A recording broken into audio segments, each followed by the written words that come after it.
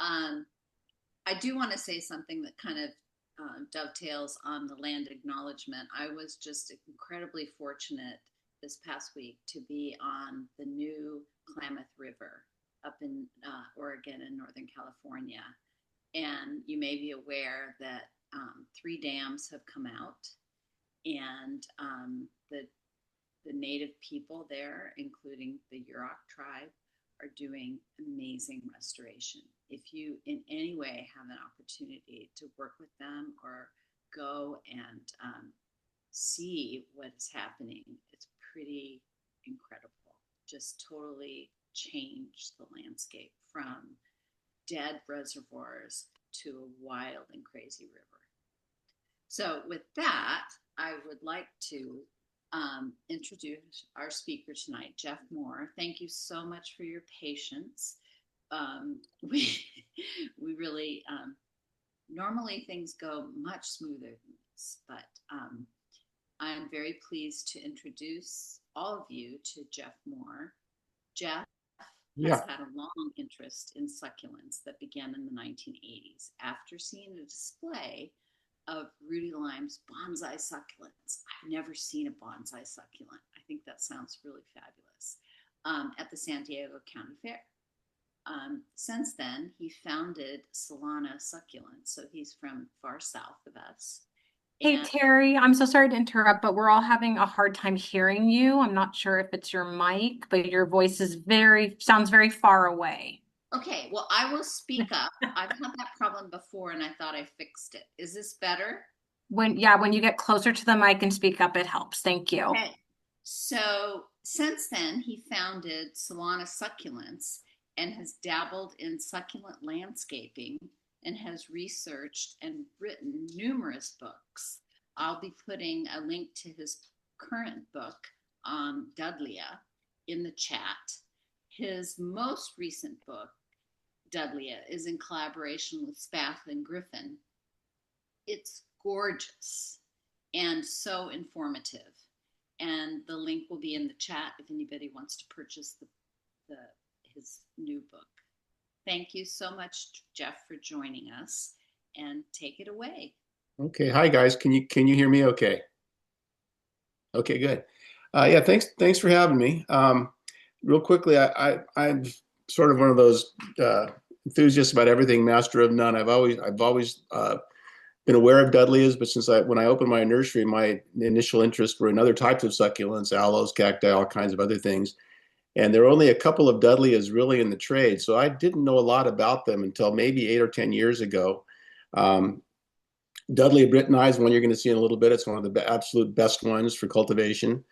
And Dudleya Pachyphytum. But there's only a couple that you ever saw, and there's still not a lot, but they're getting more and more out there. Where this book came from, I've written several books on aloes and agaves and other things.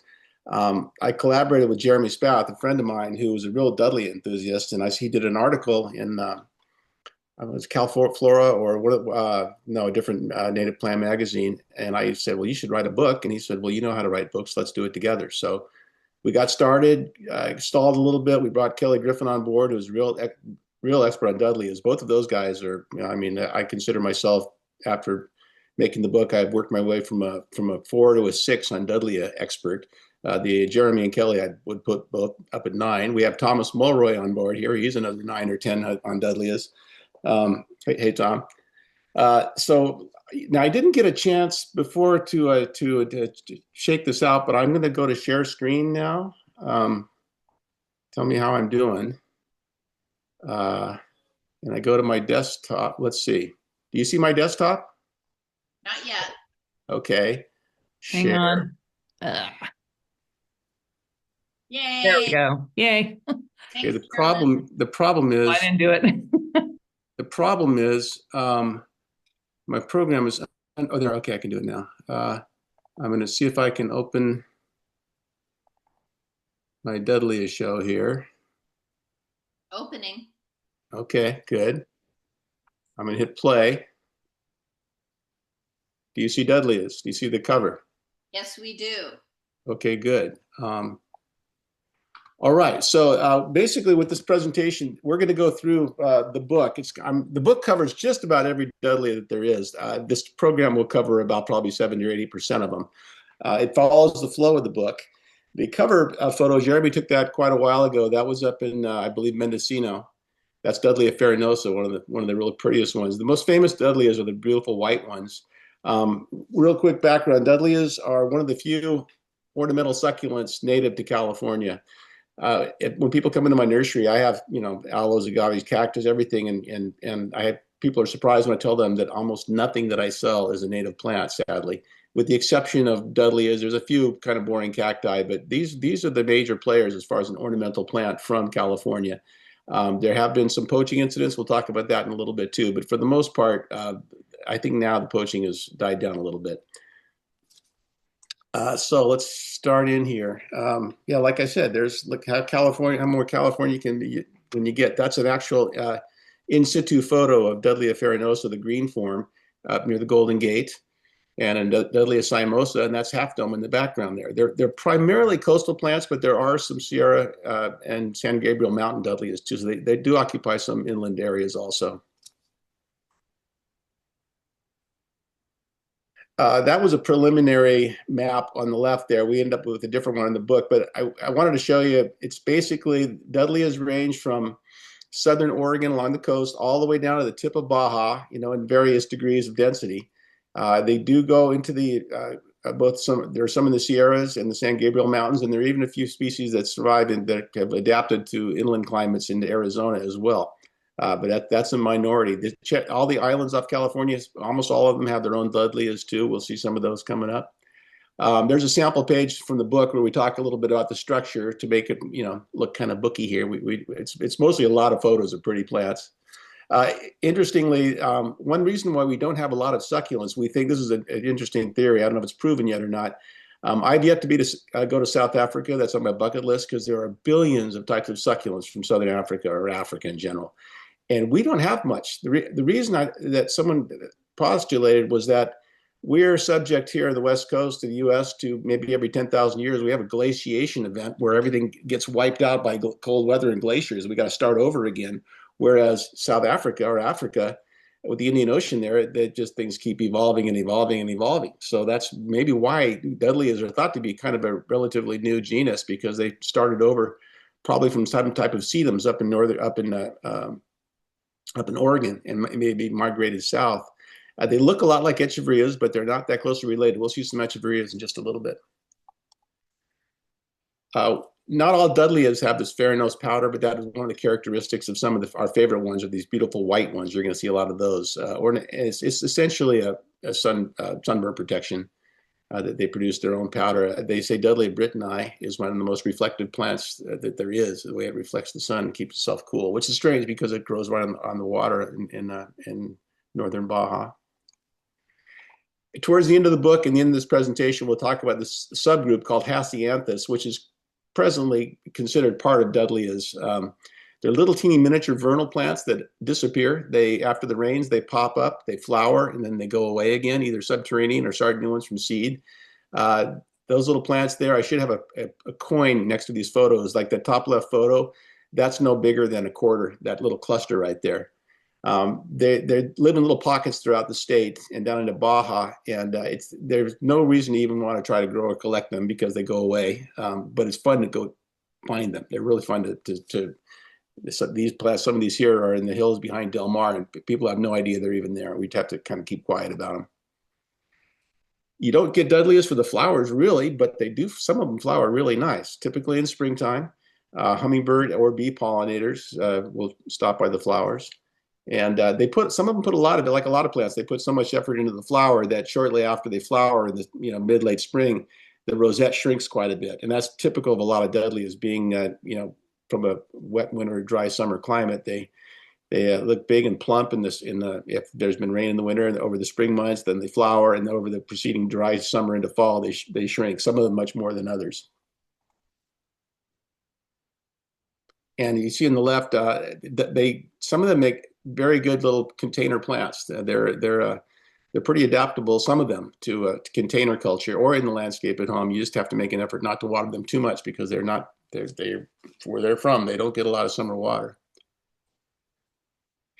Here's some of our words of the day. Cremnophytic, cliff dwelling, Sexicolous or lithophytic, grows among rocks, or Samophytic, growing in sandy soils. The bottom one, Samophytic, there's a middle picture. Some of them do grow in the sand, but most Dudleyas like to live in they love road cuts and cracks in the rocks, and they love vertical situations. So if you're lucky enough at home to have some kind of a vertical rockery to plant them in, that's the best way to display them, because that's how a lot of them live.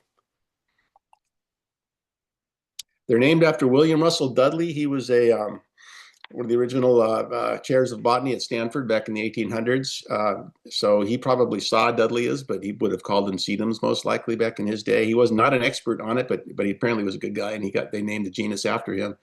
Gentleman on the right was Reed Moran. He was pretty much the grandfather of Dudleya studies. He would be gone for weeks at a time on islands off of Baja by himself with just water and food to survive. I wish he would have written more stories about his travels, because he really was into, not just for Dudleyas, but that he's really was known for Dudleyas. Currently, one of the people that's most associated with Dudleyas is Steve McCabe up at UC Santa Cruz, or he used to be. He's retired now. He's been describing and chasing after Dudleyas since the 70s. He's a rock climber, which helps because that's the only way to get to some of these Dudleyas. That's him at his greenhouse in Santa Cruz. I was visiting him a couple of years ago. And that's my co-author, Jeremy Spath, on the right. It's a little deceiving. Jeremy is not really that tall, and Steve is not really that short, but it looks like it in that picture. There has not been a lot published on Dudleyas for a couple of reasons. One of the main reasons, well, it's a limited, it's a narrow group of plants, and you have to kind of be into it to want to buy a book on Dudleyas. And also the taxonomy is so difficult that I think a lot of people just didn't want to tackle this project because of the taxonomic disagreements, but we went ahead and did it anyways. On the right was the only real book ever written on Dudleyas. Dudleyas and Hyacinthus by Thompson was written in like 1980. He lived down here in Vista near me. It was a noble effort, but it was sort of an amateur. He didn't cross-check his references and didn't have any peer review. And he talked about the lost continent of Mu and he kind of in Atlantis. He kind of went a little overboard, but there was pictures of Dudleyas. At least he tried. The October 2004 issue of the Cactus and Succulent Journal was dedicated entirely to the genus, and that, up until now, I think that's the best quote-unquote book ever published on Dudleyas. And there's beautiful photos and by guest contributors to that. We'd mentioned poaching before. A lot of people that are not familiar with Dudleyas, if you mention the name, they did see something on the news about them being stolen. Primarily, it was Dudleya farinosa up on the Pacific coast north of San Francisco, Mendocino area. There was a lot of Dudleyas were stolen. Also on Cedros Island, Dudleya pachyphytum was poached as well. They were mostly going back to Asia, I think Korea primarily, where they would just go die because they're very specific to our climate. They're not easy plants to especially to dig up out of the ground. If you start new ones from seed, you have a better chance. So there's been enough publicity of the poaching incidents that it really has slowed down, I believe. There's a lot more policing of it now too. You see the photo on the bottom left, that's a repatriation project after these guys got busted trying, digging the Dudleyas out. If you go up to Mendocino, you do see there's still a lot of Dudleya farinosa, but they're so high up on the cliff that you can't get to them. So they're sort of in the safe zone up there. There's Dudleya lookalikes. Primarily, Echeverias have a very Dudleya look to them. They're rosette plants. Some of them are very white and powdery looking, like Echeveria conte, the top right. But they're from a higher elevation in Mexico, and they really are very distantly related. You cannot cross a Dudleya with a Echeveria, despite the fact even their flowers kind of look alike too sometimes. Top left, that's Sedum spathifolium. That grows alongside Dudleyas up in Northern California coast. And it kind of looks Dudleya-like, but again, it's a different plant. It's a sedum. On the bottom there's Aeoniums, sedums, and other graptopetalums, other plants that sort of look a little bit like Dudleyas. This shows you an example. That's Dudleya, I believe, Brittoni. It could be Anthony I, top left. It's in cultivation. What a beautiful, perfect-looking plant that is. And at the right is Echeveria conte, which is one of the prettiest of the Echeverias. So you can see the convergent evolution. How they grew to look like the same kind of a plant. We talk a little bit about how they've learned to get along with people. photo on the right is a Dudleya growing right next to an invasive pickleweed ice plant, and it's they're holding their own. But the biggest threat to Dudley is not so much poaching; it's development, it's scraping of land where they're at. So the ones that are left are like the ones on the left here are up, in rockeries and places where hopefully no one's going to be building, but you never know. But I think we're the biggest threat to Dudleyas more than anything else. The mutation called cresting, which you see quite a bit in other succulents, you see it in cactus and a lot of euphorbias that just make beautiful sculptural, almost pieces of art the way they grow. It does happen with Dudleyas. It doesn't happen very often though, but you occasionally will see a crested Dudleya. Variegation, where you get the striping, that is really rare with Dudleyas. There's a story in that Thompson book I showed you earlier where they talked about the golden Dudleya, where this is back in the 80s or 70s when he was, back then when you could collect Dudleyas and bring them across the border, no one gave you a bad time, or it was just thought to be okay to do. He saw a big, what looked like a golden one high up in the cliff, and he couldn't get to it. Yeah, he said he would have probably fallen and killed himself if he got there. So we always wondered if there really was a golden Dudleya. And sure enough, we were down there a couple of years ago when we found this guy here. It's probably chlorotic and not variegated, so it might just be kind of a clonal thing where it's a little sick, but we did find what we're calling a golden Dudleya. We left it alone. We left it there.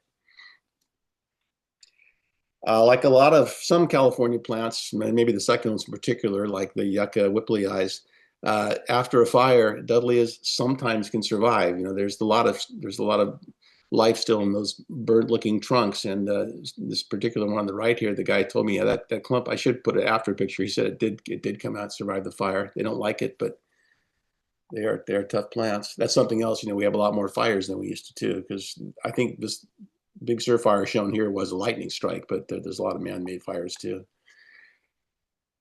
There are hybrids. There's hybrids in the fields. There's hybrid swarms in nature where what we call a species, overlaps with another one. We've decided it's another species, and there's intermediates. So it's very common to find hybrids in the field, but also in cultivation too. If you have several Dudleyas, I've got a lot growing in my backyard, and even without me trying to, they get pollinated by the local pollinators, and I find little baby Dudleyas popping up, and I think a lot of them are going to be hybrids. And I personally am not a species purist. I like some of the hybrids. I think there's some beautiful hybrids out there.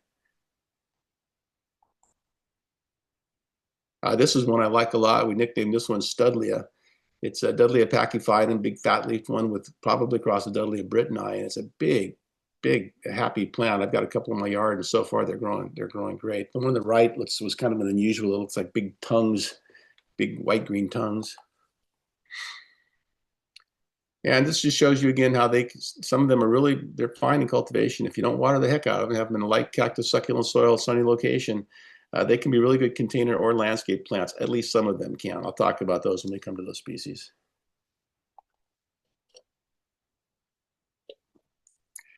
This is a gentleman here in San Diego who's in a wonderful, beautiful rock wall, and he's peppered it with not just a lot of native plants, but also some aloes and some African bulbs and a bunch of other cool things. But he did a fantastic job with it. Look at this. If you look at the small rocks from the bottom, working to the bigger as you go up, which is sort of counterintuitive. It's usually done the other way around.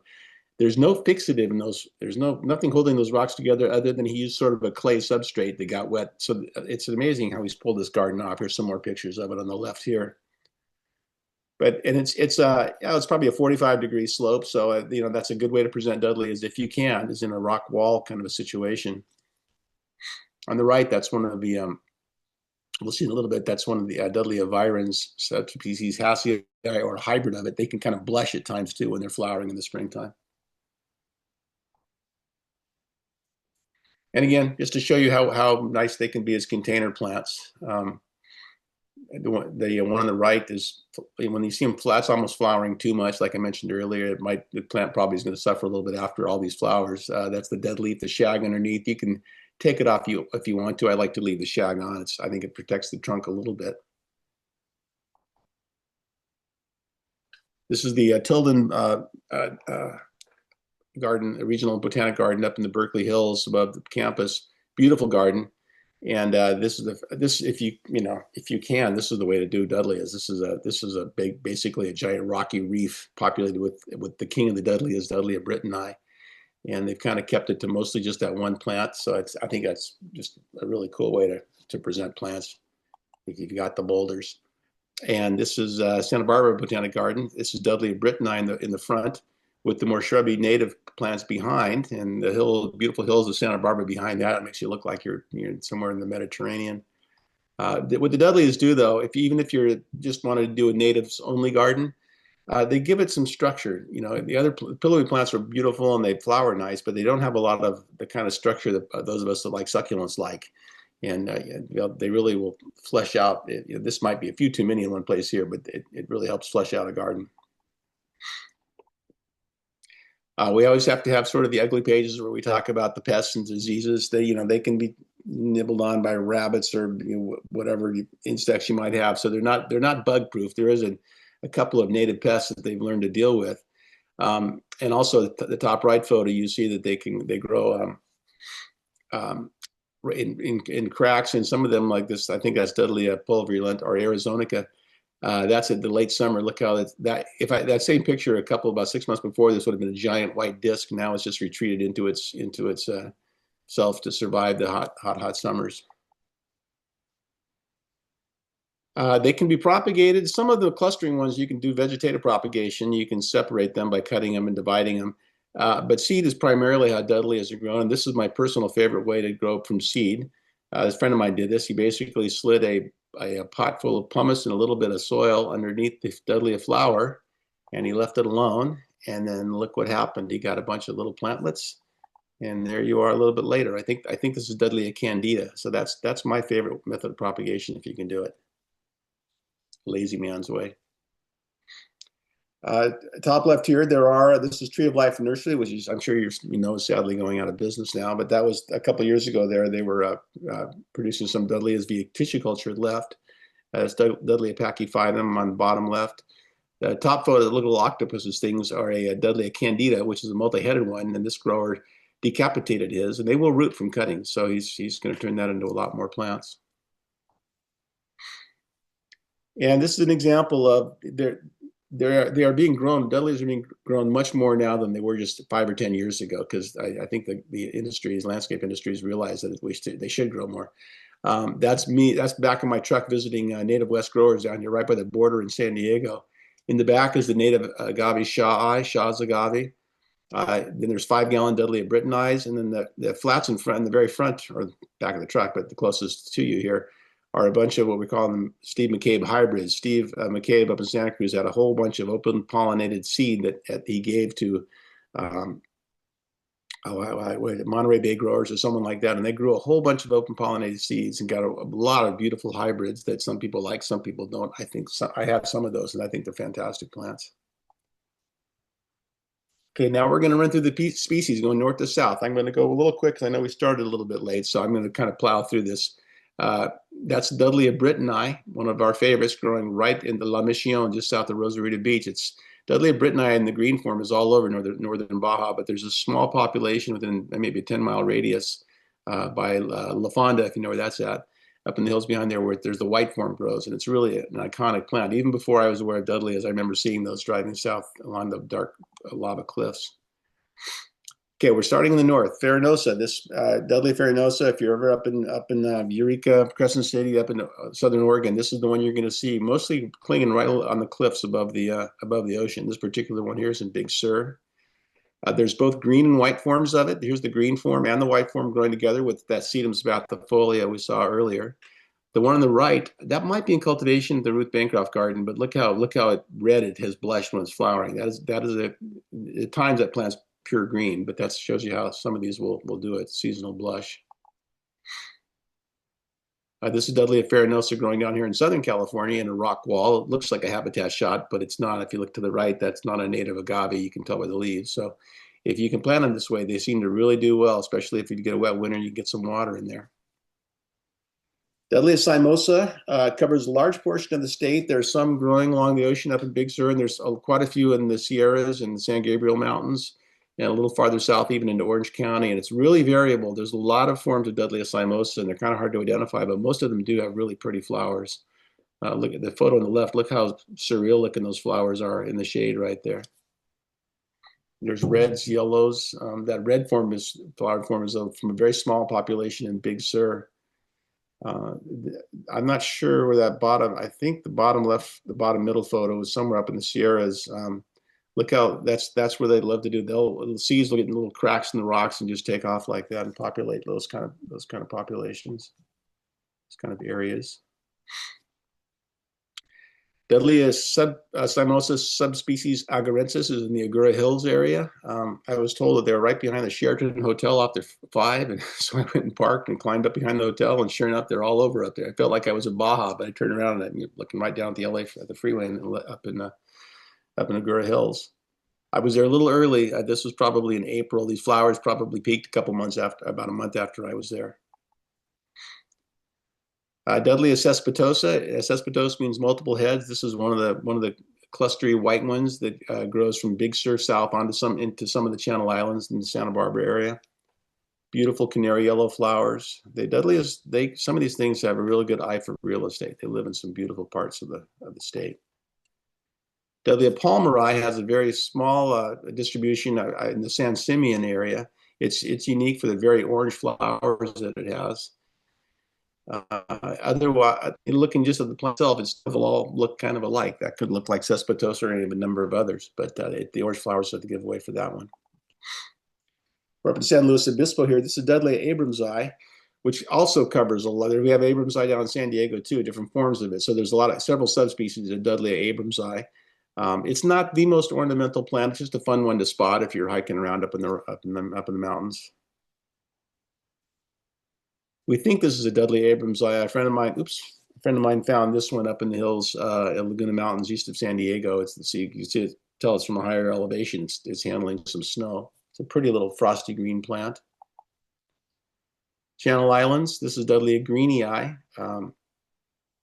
which I think is in Santa Rosa, Santa Cruz, on several of the Channel Islands, out on the mainland as well. It's named after Mr. Green, so it's not a green plant, although there are green forms of it, but the white form is the most attractive one. This, I think, is going to be described, I believe, by Steve McCabe. It's basically a form of greenii that has very short flowers close to the plant. It looks like a beautiful ornamental plant. So he's calling it white star. I'm not sure if this is going to be described. I think it is, and I don't know if that will be the name, but it looks like a gorgeous plant. It's from a particular population, and it might be conditions related too. And another one, very closely related to greenii, that's on Santa Rosa Island in a very small population, is Dudleya noma, G-N-O-M-A. It's a really diminutive, little teeny plant that, the photo on the right shows them kind of shriveling a bit later in the dry summer. On the left, you can see how they can look really nice. We do have this in cultivation. It seems to be a pretty good grower too. There's some examples of it in cultivation. On the top left, however, that's in habitat, and you can see that photo was taken later in the summer after the rains are gone. That's how they kind of shrink up, and it shows you how small they are. They'll in habitat, if you water them and feed them a little bit, they kind of puff up and they almost look a little too happy. Dudleya candelabrum is a green one that's on one of the Channel Islands.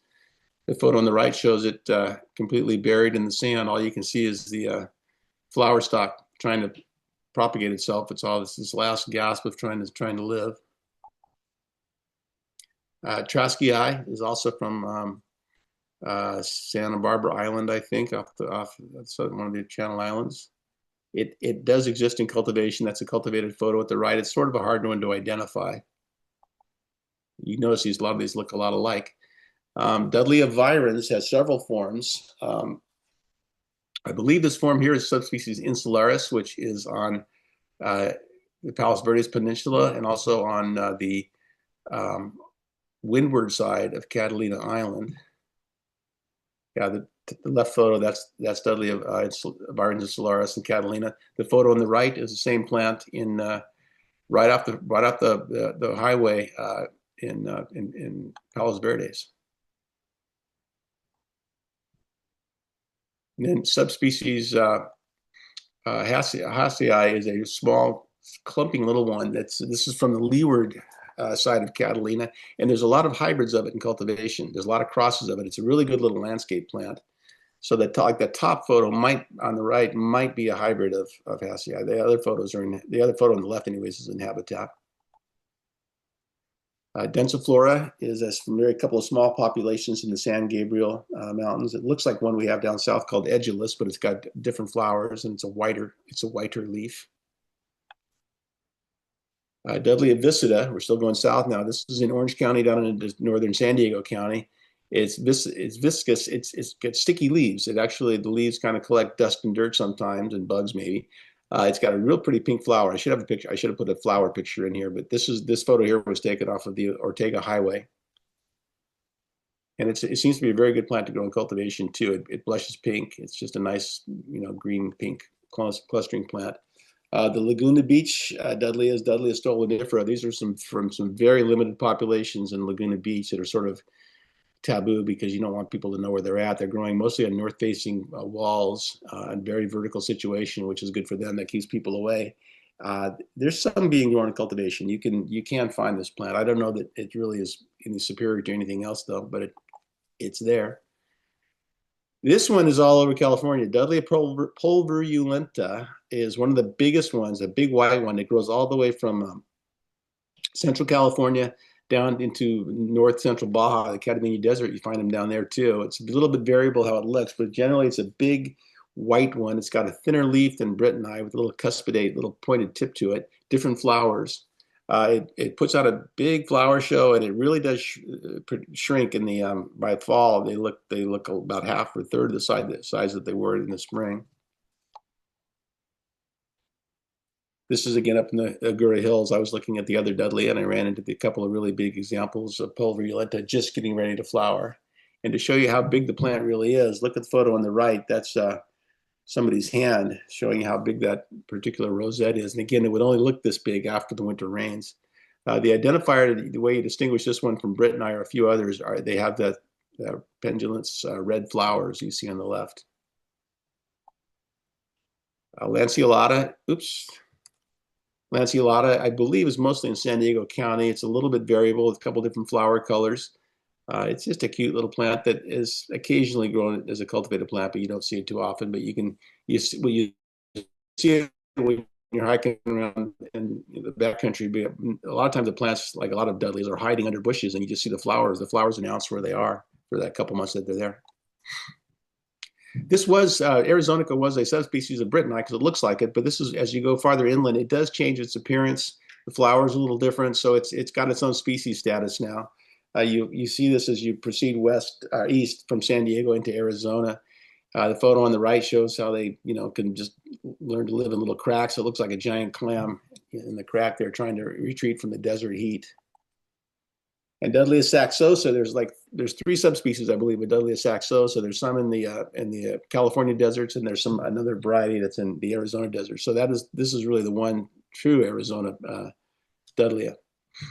Pretty flowers, like candy corn, popcorn flowers on these. They will grow in coastal situations too. This is one of the other San Diego Dudleyas, Dudleya edulus. It's all over San Diego County. It's not rare. It's not real desirable as an ornamental. It's okay. It's got nice, pretty white flowers.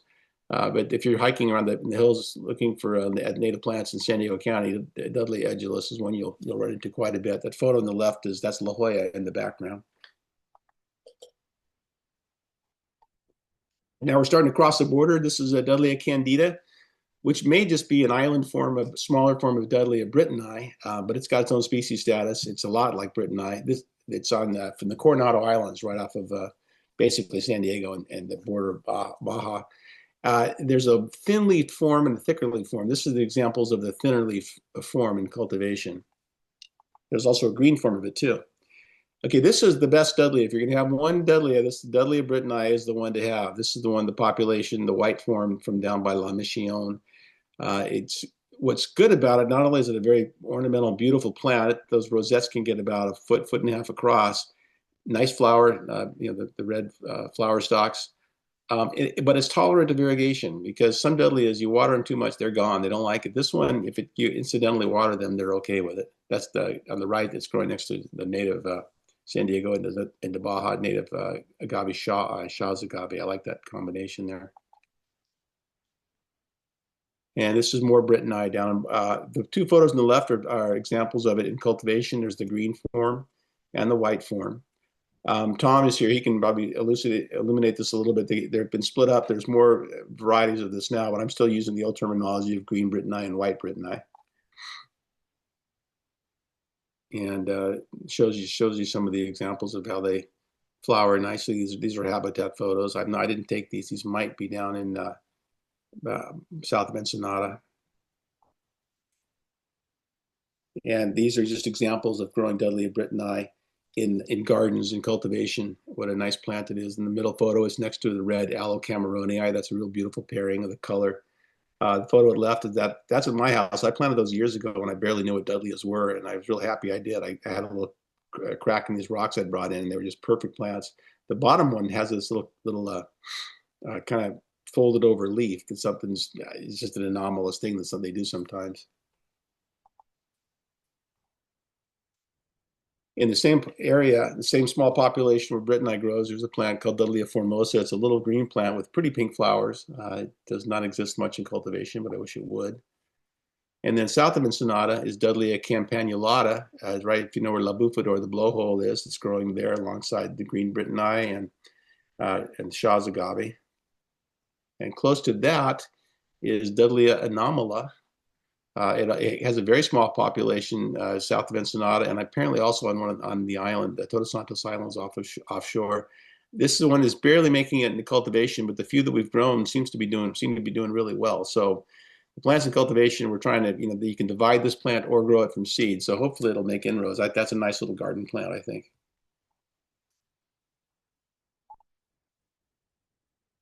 Dudleya attenuata is one of these little fingery ones.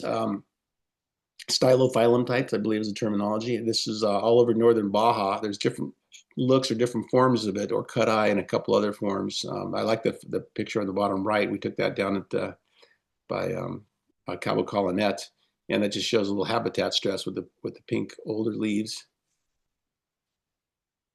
Then if you drive up the mountains up to the San Pedro Martir, where the observatory is down in Baja, up at elevations, I believe up to 7,000 or 8,000 feet, is Dudleya passiflora. So that's one of the high elevation plants.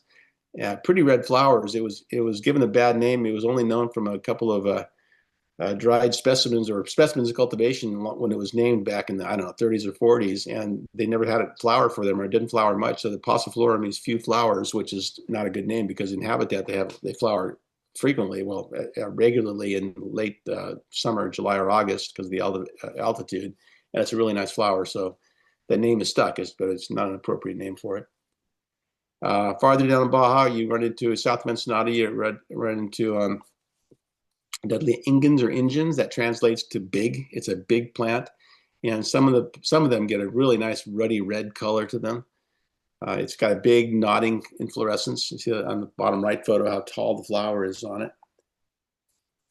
And then as we got in the Colonet Mesa, we were calling this green Brittany cross with ingens. Tom can tell us more about that. Now it's called Reed Moranii subspecies Cascada, I think. I'm not sure if I got that right or not. But it's sort of its own plant, and it occupies an area down on the Colonet Mesa. And so it's a really nice grower. And the few that we have in cultivation seem to be growing really well. So that shows you where it's growing, right overlooking the ocean on the Colonet Mesa, where there's a lot of interesting things. That's a fun place to down there. Baja's got some wonderful stuff. And this is one of the best right here. You go a little south from there down to San Quintin. And if you go west towards the ocean from San Quintin, there's these big lava extinct volcanoes with lava rocks and lichens. And Dudleya anthonyi grows there and also on an island offshore. It's a big, beautiful white plant. It's related to Pulveria lenta. You can tell by the flowers. But it's just a gorgeous thing. And they grow in this kind of like lunar landscape. And I've been there once. I want to go back and see that again. We just spent a couple hours there. I'd love to go back and photograph it. I think this photo here was taken in May, so we were still just a little bit before the flowers are open. But that's an example on the right of the flower, the red flower, which is a lot like Pulveria lenta, which lets you know they're related. In the same area is Dudleya culturata, a cute little one. Personally, I have trouble telling the difference between this and Dudleya acuminata, which occurs a little farther south. Down by Guerrero Negro and other places. They look pretty similar to my uneducated eye. I love that photo on the right because look at that harsh environment where that plant lives. It's just almost beach sand. It's only about a mile or two from the beach. It just looks like a desolate place where no plant wants to live, and yet there it is, just putting up its pretty little flowers. Going south in Baja, it's Dudley albiflora. It's a little bit variable. It could be green or white. The albiflora means white flower, so there's some nice little clusters of that all over the Seven Sisters region. I wish this plant grew in cultivation better. The few that have been tried have not done well. I had a little piece of one of mine disappeared on me. It's called Dudleya delgodioi. It used to be considered a form of albiflora, but it's got its own species status now. That photo on the left looks like a Tillandsia ionantha or something like that. It really looks cool. I hope somebody figures out how to get a good form of this growing in cultivation, but so far it's not really available.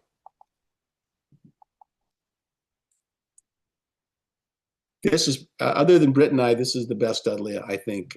Maybe this is the best one. This is Dudleya pachyphytum, which translates to fat leaf. There is a genus of plants from Mexico called pachyphytums that are not related to these, but look kind of like these. This is from one little small area on the northern tip, on the windward side of Cedros Island off of Guerrero Negro. It's kind of the equivalent of like going to Catalina and you fly in at the very south end, where the equivalent of Avalon, and then you take a panga up to the top northern end of the island. Then you got to hike 4 hours up a hill into the forest on the windward side to see these things. But it's very unique. It's the most unique of the Dudleyas. They grow alongside some other really iconic plants, the Pherocactus chrysocanthus and Agave sebastiana. It's really a cool population. It's hard to get there because this is where some poaching happened, and I think they make it difficult for you to go. I got to go there back in 2017. I think I'd love to go again, but I don't know if I could survive that hike anymore. That was a grueling hike. This is where you go, top of the mountain. This is up where the cedar, which are not cedars, they're pines, up at the very top of the hills. If you hiked along that ridge and dropped down the middle to the left, that's where the main population of Dudleya pachyphytum is. We did see some, apparently the poachers had been there just a couple of weeks or months before us. We did see a bunch of heads that had been chopped off, but there still was a lot left. So I think that's poaching has stopped.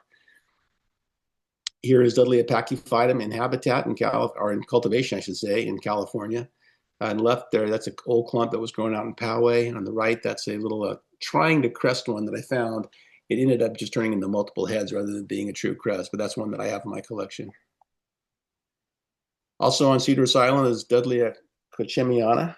It was called Cedrosensis, but it's got its own name now. And there are different forms of this, and this one might get split off as well. There's a little island off to the west of Cedros called San Benito. I think it's San Benito. And it's an unpopulated island, and Dudleya linearis grows there. This island had either goats, or I think it might have been rabbits, were dropped there for his food for the sailors back in 200 years ago, and they decimated all the local flora. So that Dudleya was thought to be gone, but they finally got rid of all the rabbits, and the Dudleya came back. And this also happened on Guadalupe Island, which is even farther out there. This is the famous shark island where you go get in the shark cages and you hope you don't get eaten by a great white. This is Dudleya guadalupensis, which I guess used to be all over the main island, but they had goats on that island that ate them all up. However, if it's the top right, that little crazy looking islet off of the coast of the main island had populations of the guadalupensis there that the goats couldn't get to. So it survived there. And I think now that the goats are gone, they're bringing them back over to the main island. That's on my bucket list. I would love to see Guadalupe Island. They've got their own pines and palms and everything there. Back in the mainland Baja, as we head south, Dudleya gatesii is in the Cataveña Desert. Beautiful, creamy, sort of mint green, cream-colored leaves and tall red flower stalks. It seems to be a good grower in cultivation also. Dudleya rubens grows up in the Sierra San Francisco. Only a few collectors have this one, but apparently it's a good grower also. Way down the tip of Baja now, we're running out of space here. There's Dudleya rigida, which grows in the hills, up in the mountains, I should say, in southern Baja. And Nubigena, which also grows in one or two of the islands in the Sea of Cortez. Now, towards the end of the book here, we talk about a couple that plants that have yet to be named that may get a name. This is one that Kelly Griffin put a temporary placeholder name of flaviflora, meaning yellow flowers. It seems distinct from a couple others, from Cultrata and Acuminata and a couple others. It's in by Punta Baja, I guess. Dudley of fat fingers you see along the highway as you're driving down the Catavina deserts. It's got these big, thick, long, fat leaves. So that may be described. This is another one, southern Baja, that's in the Todos Santos area. So that's tentatively, we're calling it Dudley of Todos Santos. You can tell it grows right by the water. And then just as the book was going to press, we found out that another one had been discovered in the mountains east of San Diego, the El Cajon Mountain, that is going to be described as its own species. It's a really nice plant with red flowers. Apparently it's a grueling, I haven't been here yet, it's like a grueling 3-hour uphill hike to get to this one too. Jeremy found out about, that's Jeremy in the middle photo. As soon as he found out about it, he made a pilgrimage up there immediately to see that thing. And the seed has been introduced, and we've already got some seedlings coming into cultivation. So it does not have a name yet, but we're excited about this one. There's also one up in the Sierra Nevada called the Munchkin, because it's a really teeny little one, but that is also awaiting description. Now we're going to finish it off with the Hacianthus. These are those little miniature ones I showed you before. That's me in the middle. That's how you take a picture of these guys. They're so small. You try not to lay on them or step on them. It's hard to not step on these things. They're just beautiful little miniature things that they grow alongside these ironite nodules, so they camouflage themselves, and in just a few small populations, sort of in the Torrey Pines areas, and inland from Del Mar. And they really truly are Dudleyas, because they've been crossed with Dudleyas. They're with the big traditional looking Dudleyas. I like these next two pictures. This is a little nest we found of little seedlings popping up. I wish I had a dime or a quarter in here. If I did, it would take up about a third of the image. And this next image shows you a very successful population of new seedlings coming up. That rock in the middle is probably smaller than a dime, just to give you a sense of how tiny these are. I came back a couple weeks after, or about a month after I took these photos, and only about maybe 10% of them survived. But that's just natural, like the sea turtle thing. That's just the natural attrition rate, I think. There's a similar kind of Hacianthus. This is on Dudleya nessiatica on one of the Channel Islands, either Santa Rosa or Santa Cruz Island. It comes up, and you know it's there when it flowers, and then it goes away also. Blockmanii is up, I believe, up in your neck of the woods too. It's up in Ventura area, down all the way down to San Diego. There's forms of Dudleya blockmanii. It's a little bit more substantial, but it also goes away after it flowers, as does multicaulis, which also covers a large stretch of Southern California. We saw this up in the looking for stolonifera in Laguna Beach. Crassifolia is a really cute little one that's down on the Colonet Mesa in Baja. And that photo on the right is like a natural hybrid of one of the Hacianthus types with, we think, one of the other Dudleyas in the area, because it was just a one-of-a-kind plant. And there is a Dudleya hendrixi named after Jimi Hendrix. I've met the guy that described this. They were botanizing, and I think 2010 down in the Colorado Mesa, and he was listening to Voodoo Child on the headphones, so he decided to name it after Jimi Hendrix. That photo on the left, Steve McCabe himself took that up in San Francisco in the mid 60s. When I got to see it, I was very disappointed. I didn't know it was a little nothing Dudley. I was almost stepping on it. I don't think Jimmy would be really impressed with the plant they named after him. And Dudleya variegata exists down in inland parts of San Diego, which is another miniature that comes and goes. And I'm going to finish here by just encouraging you guys to get out and see Dudleyas. I'm sure you do. You guys are native plant people. You get out in habitat a lot. I have a much more appreciation of California native flora now looking for Dudleyas than I did before, because it gets you out there. Like that left photo on the left, there's no Dudleyas there. That's just the beautiful, wildflowers. I mean, that isn't mustard weed, is it? No, I don't think it is. That you see when you're out looking for Dudleyas. Then the photo on the right is Big Sur. It's just a good excuse to get out and go hiking in Baja. You see Dudleyas. When you're looking for Dudleyas, you see all this other cool stuff, boojum trees, and we found these really crazy, twisty agave shy goldmanianas when we were down there.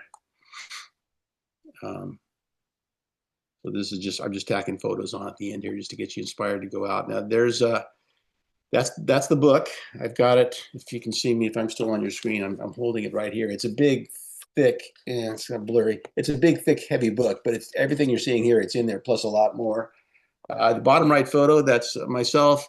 Left to right, Nick Deinhardt, who helped. He's up in San Luis Obispo. Tony Kroc, Kelly Griffin, and Jeremy Spath. This was dinner after botanizing up in the San Pedro Matir looking for Dudleyas. And those are my books. And www.solanosucculents.com is where you can hopefully go to buy one after this. I've done a lot of talking here. I'm going to stop now. Do you guys have any questions about anything? Jeff, that was phenomenal. Really awesome. And I want everybody to know that I uncovered Jeff's email to us about giving a talk that was from 2023.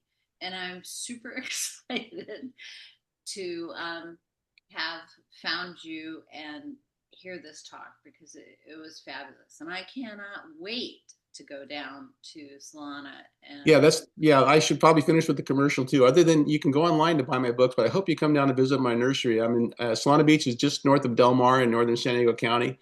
It's a little retail nursery. I've been there for 33 years now. I do sell Dudleyas, but I sell all kinds of euphorbias and cactus and bonsai-looking succulents and landscape plants. It's a small shop that's really really full of a lot of stuff. So if you get down to San Diego, hope you come on by. Well, I would definitely come down to look for Dudleyas. They are really super fantastic. So we have had a couple questions, and then I will open it up to questions from the substantial audience that we have tonight about growing Dudleya in shade. Are there any that are really particularly great in the shade? I think all of them can handle a little bit of shade, but I wouldn't say hard all day full shade. They wouldn't be happy there. They need a little bit of sun, but like a lot of succulents, most of them, I think dappled light is probably fine, or morning sun or afternoon sun, but I wouldn't recommend them for all day shade. But, I tell my customers that all the time with other plants, and then I find out that they work, they grew. They just won't have the color and the flowering that they probably should. Okay, that's great. I may have missed some of the questions in the chat, but please show your face if you want and ask a question. And if we have, I'll go ahead to go to gallery mode. And I think Julie Fisher had a question about elevation. Julie Fisher. Yes. Roll up. Elevation, and I'd also like your shop name because I live in Encinitas. Oh, hi. Hello. Solana succulents, right? Oh, okay. And elevation. So What's the question about elevation? Like what elevation? Well, I mean, they're mostly sea level plants, but there are Dudleyas from elevation. The Simosa that lives up in the mountains of the Sierras and the in San Gabriel. So some of them will grow at elevation. You'd have to kind of experiment, but most of them are close to sea level plants. So would like 4,000 feet be the max, like in the Yosemite area? Because Dudleyas Simosa lives up there. So yeah, I think you're limited in the species you could grow, but I would try Dudleyas Simosa up high, and you never know with other ones too. But Simosa would be one. Yeah, I was just wondering because the map that you showed this parts of the Sierra, and I was wondering if they grow in the Long Valley area, like east of Mammoth Lakes, on the high desert there that's around 6,000 feet, but dry. I'd say try. I certainly can't speak from experience because I don't know. All I know is that there are a couple Sierra ones, or mostly the forms of Simosa. great. So I think we have a question from Alan.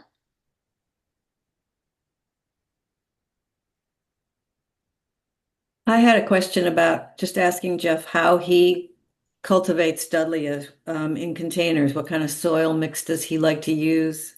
How does he deal with mealybugs, which are often an annoying pest? Yeah, my mix. I don't have one that I always stick with. Lately I've got bags. I've been getting bags of EV Stone, both their cactus and succulent mix, and then also their palm and citrus mix is pretty good too. So that's just a basic cactus and succulent mix with pumice in it and inorganic stuff. Everybody's got their own idea. It just needs to be a quick draining cactus mix. Right.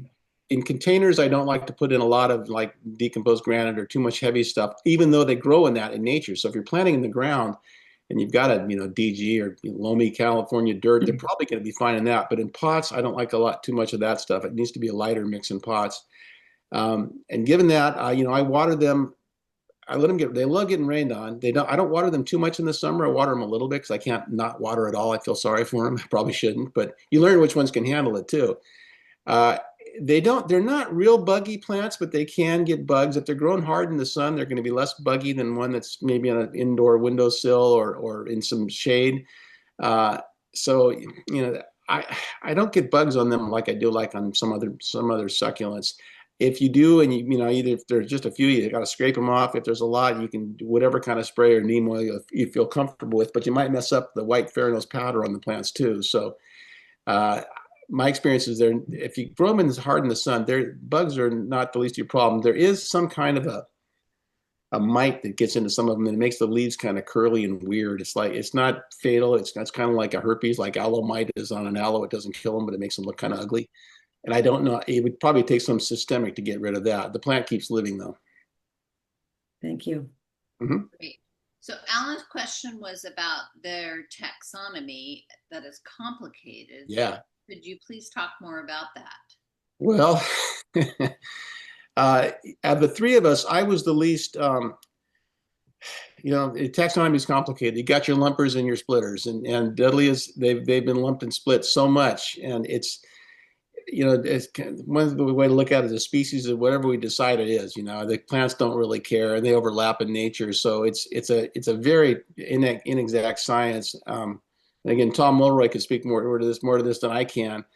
That is the reason I think no one's been wanting to do a Dudley book for a long time, because there's so much disagreement with it. But we went ahead with it anyways, and we left ourselves wiggle room in several outs regarding taxonomy. And the boys made me delete a couple of those because I really didn't want anyone to think that I was being the absolute authority on the taxonomy of it. I mostly wanted to get people excited with the beautiful pictures of the beautiful plants.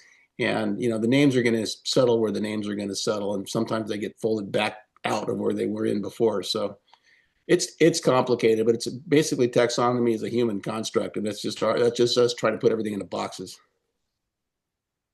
This is Tom Mulroy. Number one, your book is just wonderful, Jeff. I really enjoyed it, and your presentation was excellent. I've as you know, I've studied Dudleyas for a long, long time, and especially in the Northwest Baja, but I've, basically seen them all since the early 70s. And there are a couple of things that I'd just like to point out. The book acknowledges that we had a publication. There's Mulroy, Gilliam's, and Hassenstab at the Botanic Garden. And we described all of the plants really that have been long thought to be the green form of Brittany. We identified them as two different species, one with two subspecies. And there's a lot of really fairly compelling biological evidence, and we've talked about it a little bit, but that points in that direction. So all of the green Brittany's have been renamed. The one that's along the coast from about Rosarito Beach down to Ejido Erindera, which is coastward of San Vicente. Those are the most coastal ones are Dudley Jose Delgadillo. Then Dudley is the other species that we named, and that's the one that occurs in the very restricted range of the proper Dudleya brittany, which name only applied to the silvery gray ones that grow around La Mission and La Fonda and south of there for a little bit. But their range is, within a couple of miles of the coast and maybe 13 miles north to the south. That's the Brittany proper. And with it is a green form that when it grows with the Brittany, flowers weeks later than it does nearby where there's not a big population of Brittany. And so that's how they They can hybridize, and they do, but their mean flowering times don't overlap, which is pretty amazing given the short distance involved. Um, and then the photos that you showed of that population on Cabo Coldet, I'm not uh, totally plugged into that, and I do tend to go see it. But that looks like Dudley ingens, which is the species that you would expect there. And there's some technical aspects of their inflorescence that distinguish it from the Dudley Jose Delgadillo, which stops quite a bit north of there. And the really kind of a cool thing, the variety, the subspecies Cascada, which tends to be away from the coast and hummingbird pollinated, it has flowers that hang down like Pulveria lenta, like you pointed out, and then they twist erect after they've been pollinated. So it's a very distinctive inflorescence that we use the term nodding, and that's really a cool plant, and I'd be happy to take you to see it. But the Yeah, book, I want to get back down there. It's such a wonderful, wonderful place to look at plants down there. I really got the bug for getting out in nature and seeing Dudleyas. I was up, my wife and I went and visited relatives up in Coeur d'Alene, Idaho, a couple years ago. And I know there's no Dudleyas up there, but I was walking along this area and it was perfect substrate. It was exactly where Dudleyas should grow. I just couldn't help myself. I started looking for Dudleyas in Idaho, and even though I knew they weren't there because it got wired into my head. That's where they should be growing. yeah, well, I've got the bug too. Fun. Yeah, that's really cool. Thank you. It was a great talk. Thanks. Thank you so much, Thomas. That was really awesome. We do have some other questions, and they have to do with propagation. You know, what kind of soil are you using, and how do you Well, okay. I should start. I'm not myself all this time in the business. when you water, etc. Yeah, I'm not a real good propagator myself. Most Dudleyas that I propagated were accidental and incidental, where the hummingbirds did the work, and I found little babies growing in it because they're native plants. I find little baby Dudleyas growing around my yard, maybe hybrids, but they're wonderful. To actually intentionally, isolate for species, which is a good thing to do. Growers do that. They pollinate, I think, by brush and isolate the plants. And the problem is that the seed is like dust. I mean, it is so small you can barely even see it. I visited Steve McCabe a few years ago. He gave me some seeds from little teeny packets of seeds from some rare Dudleyas, and I sprinkled them in some pots of kind of yard dirt and ignored them, and they didn't sprout. And I stuck the pots over the corner of my yard and forgot about them, and they went through a whole another season of rain, and then they came up out of nowhere. So it's a real happenstance thing, but you've got to have patience to grow anything from seed, and Dudleyas are not the easiest. So the professional growers do a better job of it. And again, the ones that can be separated, there are some multi-headed ones that can be easily grown from cuttings. If you get a rosette with some stem, let it dry out like almost any other succulent, they will grow from a cutting if you don't compromise your main plant too much. Okay, and what about moisture through the summer with the? Well, yeah, like I mentioned earlier, most Dudleyas are, they evolve in a dry summer place, so you really shouldn't water them much. And I know like Pulveria lenta hates irrigation. That's a terrible plant even though it's a beautiful plant driving around the backcountry, we see it all over the place. It just doesn't translate very well to cultivation unless you can plant it somewhere in your yard where you never water it. But we've learned, you accidentally water that and it does fine. For some reason, it seems to not care too much. You could overwater it, I'm sure, but essentially the Dudleyas that I have both in pots and in the ground at my yard, when I'm trying to water everything else with my rain nozzle and my hose, I try not to soak the Dudleyas too much, but I don't not give them water. They're the ones that I grow are the ones that I found over time seem to be handle it. I've rotted some out like any other kind of plant. So they're sort of finicky in cultivation, some of them. Okay, and then let's see. I have one other question about multiple other questions. Oh, is there a digital version of your book? I got to figure out how to do that. Yeah, I mean, I've got it on my I have a PDF of it. I just don't know how to sell it properly and make money on it, and know that people aren't going to just turn around and start giving it away to other people yet. So Yeah. no, there's not that. Yeah, at some point down the line, I probably will offer it as a PDF. But I have, and besides, there's two other authors on this book. Most of my books I've done myself, so I don't know. I don't feel comfortable sending it out without their permission also. So for now, you got to buy the books are cool. You should buy the real book. I've got hardcovers too. There's a limited amount of hardcovers if you're into it. The soft covers $49.95, $50 a hardcover, $70. But it's if you those of you that have seen the book, it came out really nice. It's worthwhile to have in your on your coffee table. I'm sure it's beautiful. All right. I'm not seeing any more questions in the chat. Anybody want to speak up? I think we'll close out. Whoops, one more message here. Yeah, just thank you. Thank you. Thank you. And I am so glad that I opened up that email from 2023. Jeff, Well, thanks for having me, guys. really awesome presentation. And I think the fact that you got a really high number of participants and way more than 80% of them are still here. So Well, fantastic. Okay, thank you guys. Come down and visit sometime. yeah, I'd love to. So- I already put that in the chat. I'm Okay. totally down with the visit. All right, I'm going to sign out. Thank All right. you. Good Bye-bye. night. Thank you.